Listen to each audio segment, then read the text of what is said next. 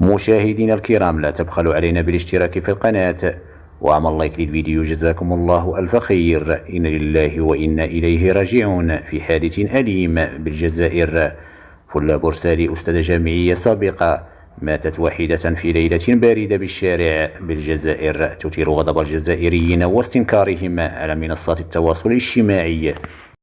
وعلى إثر هذه الحادثة علق أبو عبد الله على حسابه فيسبوك: للأسف الشديد عندما نرى الأستاذ والمربي والمعلم لا قيمة له بالجزائر يبيت في العراء على الكرتون ويموت في الشارع.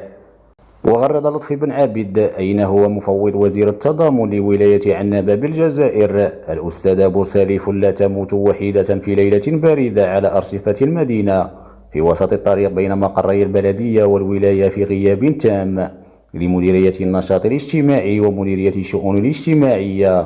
وفي تغريدة أخرى لعبود قائلا: لو وفرتم لها رعاية اجتماعية كونها مريضة نفسيا لما ماتت في الشارع.